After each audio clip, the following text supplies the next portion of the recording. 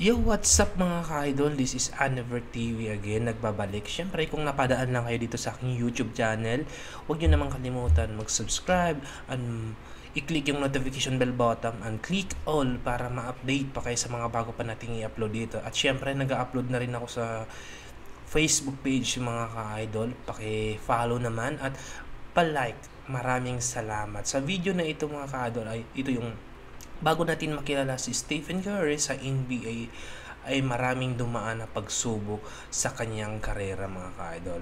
Ilang beses siya siyang na-reject ng mga bigating brand, lalo na siguro sa marketing ng sapatos mga ka-idol. At nadali rin siya ng mga injuries na taon na binilang bago mawala. Kaya naman hindi nakakapagtaka na 3 beses siyang muntik nang i-trade ng Golden State Warriors sa kanyang karera. So, sa video na ito mga ka-idol ay ating pag-uusapan. So, nangunguna na nga dito yung Milwaukee Bucks at saka Phoenix Suns. So, hindi ko na matandaan yung isa mga ka-idol. So, sa video na ito mga ka-idol, para mas lalo pa nating maintindihan, ay sabayan nyo akong panoorin yung video natin na nanggaling kay Demflex mga ka-idol. So subscribe natin si Demflex mga ka-idol and click all. So maraming salamat. So humanap ng pwesto at para sabayan niyo akong panoorin yung video at i-play na natin. Ng Golden State Warriors itong si Stephen Curry ng hindi lang isa o dalawa, bagkus 3 beses. Kaya naman iyan ang pag-uusapan natin sa panibagong episode ng Alamin Natin. Phoenix Suns 2009. Noong mga panahon ngayon, ang general manager ng Phoenix Suns ay si Steve Kerr. Siya nga po ay talaga namang major fan ng mga sharpshooter katulad na lamang ni Stephen Curry. Alam naman natin na itong si Steve Kerr ay isa ring sharpshooter, kaya naman gusto niya sana na i-pick itong si Curry noong 2009 NBA draft. Sa kasamaang palad ay naunahan nga sila ng Golden State Warriors. Pang 7 pick kasi ang Warriors at pang 14 pick naman ang Phoenix Suns. Gayunpaman ay gumawa pa rin ng hakbang o paraan itong si Steve Kerr para makuha itong si Stephen Curry. Handa nga niyang i-trade itong si Earl Clark na pang 14th overall pick nila kasama si Amir Stoudemire. Yes mga repa, tama ang inyong nadinig.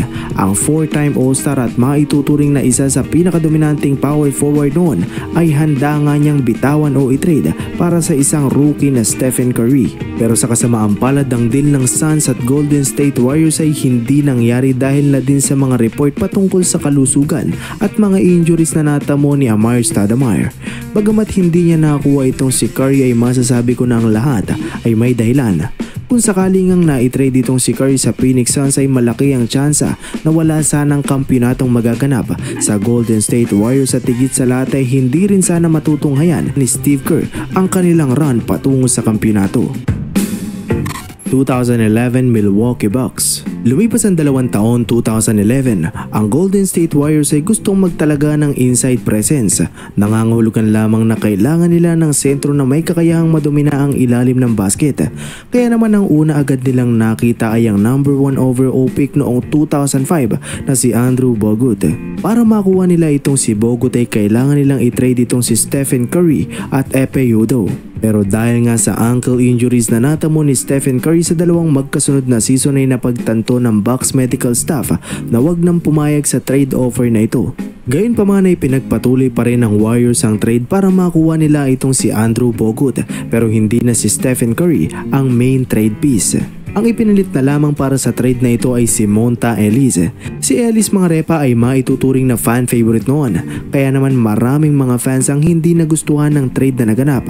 Ang mga fans kasi ng Golden State Warriors ay gusto sana na si Stephen Curry ang i-trade. Yes mga repa, tama ang inyong nadinig. Masasabi ko na kasama ito sa biggest what if sa kasaysayan ng NBA. Like paano kung tinanggap ng Bucks ang offer ng Warriors noon? Ano kaya ang magiging resulta ng duo ni Giannis Antetokounmpo at Stephen Curry? Makakakuha kaya sila ng kampyonato?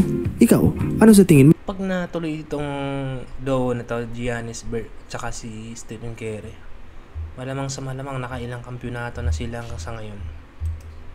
Mag-iwan lamang ng comment sa baba at babasahin natin yan. Anyway, sa mga nangyari sa prangkisa ng Golden State Warriors sa pangunguna ni Stephen Curry ay sigurado akong nagbago na ang isip ng mga fans patungkol sa trade na nangyari. Marahil karamihan sa kanila ay tuwang-tuwa pa dahil hindi na i-trade ang ating bidang si Stephen Curry.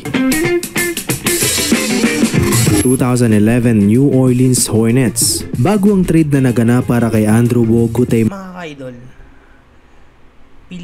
Pelicans pala yung dapat kukuha kay Stephen Curry sa tatlo. So tatlong beses yung munting ma-trade noon. Pelicans pala yung isa. Phoenix Suns, Milwaukee Bucks, saka Phoenix Suns yung Pelicans, Phoenix Suns, saka Milwaukee Bucks. So, yun. meron pa palang isang trade na gustong mangyari ang Golden State Warriors.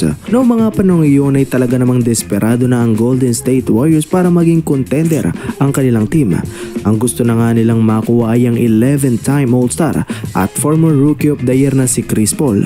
Para makuha nila itong si Chris Paul ay kailangan maganda ang kanilang ibibigay na trade package sa Hornets dahil alam naman natin na isa sa may pinakamalaking pangalan sa NBA noon itong si Chris Paul. Nagawa naman ng Warriors ang magandang trade package para kay CP3 kasama nga dito si F.A. Udoh, Stephen Curry at Klay Thompson. Imagine mga repa kung sakaling nangyari ang trade na ito ay siguradong disaster dahil magsasama nga sa iisang team ang Splash Brothers at itong si Anthony Davis.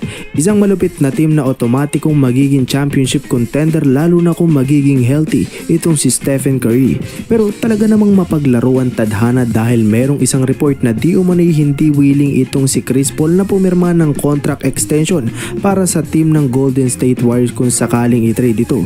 Nangangahulugan lamang na hindi magiging sulit ang trade na gagawin ng Warriors para kay Chris Paul.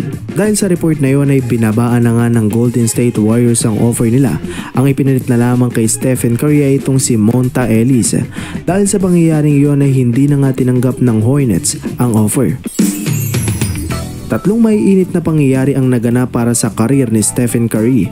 Mga pangyayari na talaga namang nagbibigay ng magandang halimbawa. Mga desisyong dumepende sa tadhana ng ating bidang si Stephen Curry o maituturing na greatest shooter sa kasaysayan ng NBA. Bali dito na nga magtatapos ang ating video. So yun lang mga repa. Peace! So yun mga ka-idol pasalamat na rin tayo na hindi natuloy yung trade natuloy na i-trade si Stephen Curry sa ibang team kasi pag natuloy baka ang mangyayari hindi pa makakamit ng kampyonato ang Golden State mga ka-idol. Baka natiling kulilat ang sa ngayon. So yun, maraming salamat sa inyong pagpanood mga ka-idol. Sana nagustuhan niyo yung video natin at dahil nakaabot kayo dito, huwag niyo naman kalimutan sa hindi pa po nakapag-subscribe, mag-subscribe sa Facebook naman ay mag-follow at mag-like. Maraming salamat.